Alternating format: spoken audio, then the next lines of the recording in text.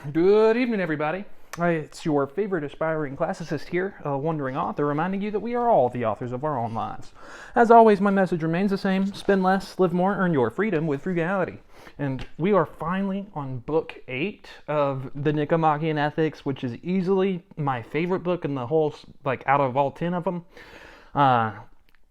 8 and 9 are both about friendship, which Aristotle starts off chapter 1 by saying, "Our next business after this will be to discuss friendship. For friendship is a virtue, or involves virtue, and also it is one of the most indispensable requirements of life. For no one would choose to live without friends, but possessing all other good things.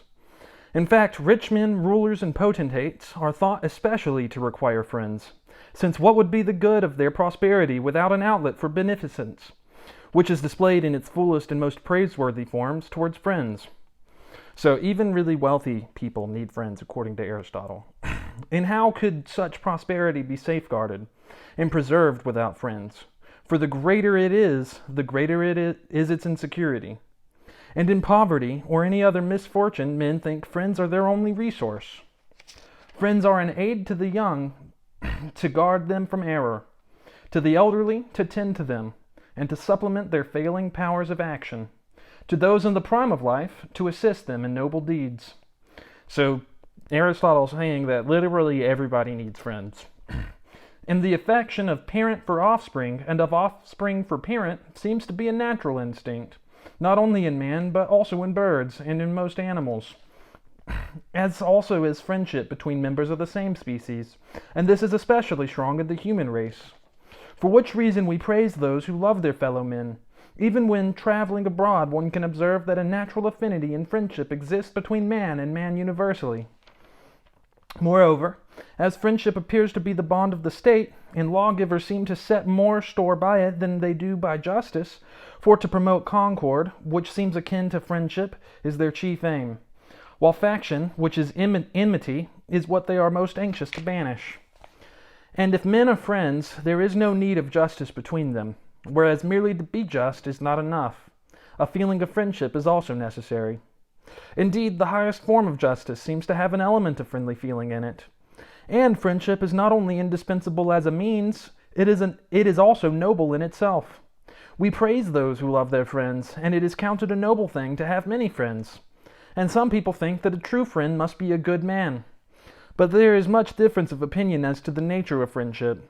Some define it as a matter of similarity. They say that we love those who are like ourselves. When the proverbs, like finds like, in birds of a feather, whence the proverbs, like finds like, in birds of a feather flock together. Others, on the contrary, say that with men who are alike, it is always a case of two of a trade. Some try to find a more profound and scientific explanation of the nature of affection. Euripides writes that earth yearneth for the rain when dried up, and the majestic heaven when filled with rain yearneth to fall to the earth. Heraclitus says, opposition unites, and the fairest harmony springs from difference, and 'tis strife that makes the world go round. Dismissing then these scientific explanations as not germane to our present inquiry, let us investigate the human aspect of the matter, and examine the questions that relate to man's character and emotions. For instance, whether all men are capable of friendship, or bad men cannot be friends, and whether there is only one sort of friendship or several. And tomorrow we're going to ask, what is love? Baby, don't hurt me. Just joking. That is going to be the title of tomorrow's video, what is love? But yeah, so opening up the chapter on friendship, if you noticed, a lot of Aristotle's writing in book 8 is going to end up sounding almost like poetry. At least it does to me.